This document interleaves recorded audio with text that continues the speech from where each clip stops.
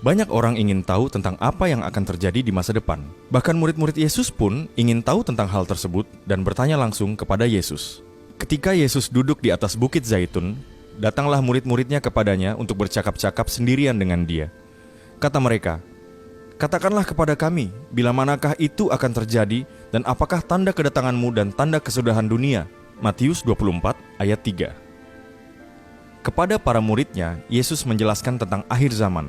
Hal ini ditulis dalam Injil Matius 24 dan 25, Markus 13 ayat 3 sampai 37, dan Lukas 21 ayat 7 sampai 36.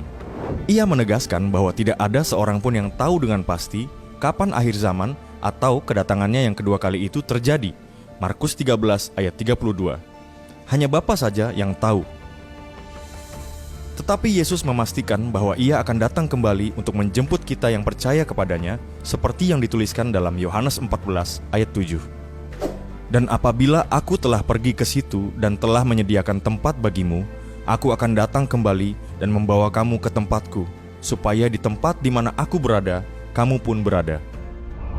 Walau kita tidak tahu kapan waktu kedatangannya, namun Yesus mengungkapkan bahwa ada tanda-tanda yang bisa kita lihat bahwa waktunya sudah dekat, dan ia juga memberikan peringatan-peringatan yang wajib kita taati sehingga bisa melewati berbagai kesukaran besar yang akan terjadi menjelang kedatangannya kembali.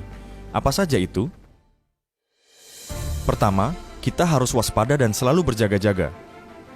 Ada dua hal yang akan menjadi tantangan bagi orang percaya di akhir zaman, yaitu penyesatan, Markus 13 ayat 5-6, Matius 24 ayat 5-6, dan juga penganiayaan, Matius 24 ayat 9-10. Untuk itu, seperti ilustrasi gadis-gadis yang bijaksana dalam Matius 25 ayat 1-13, orang Kristen perlu mempersiapkan diri dengan membangun iman di atas dasar yang benar, sehingga tidak mudah digoyahkan oleh berbagai angin pengajaran dan juga tetap teguh saat menghadapi penganiayaan. Mengerti kebenaran firman Tuhan dalam pengurapan Roh Kudus, itulah minyak yang harus kita persiapkan sebagai mempelai Kristus. Kedua, Yesus mengajarkan bahwa dalam menantikan hari kedatangannya, kita harus menjadi hamba yang baik dengan melipat gandakan talenta yang dipercayakan kepada kita. Matius 25 ayat 14-30. Saat kita hidup di akhir zaman ini, Tuhan mengajarkan kita untuk memiliki prioritas yang benar, dengan tetap mengarahkan pandangan kita kepadanya dan tetap mengerjakan apa yang sudah dipercayakan kepada kita sebaik mungkin. Bahkan dalam Matius 25 ayat 31-46, kita diingatkan untuk melakukan kebaikan kepada sesama dalam segala kesempatan, terlebih kepada mereka yang kurang beruntung. Saat kita melakukan tindakan kasih bagi mereka, sama saja kita telah melayani Tuhan kita. Yang ketiga, yang terpenting dan merupakan amanat agung Yesus Kristus, yaitu memberitakan Injil.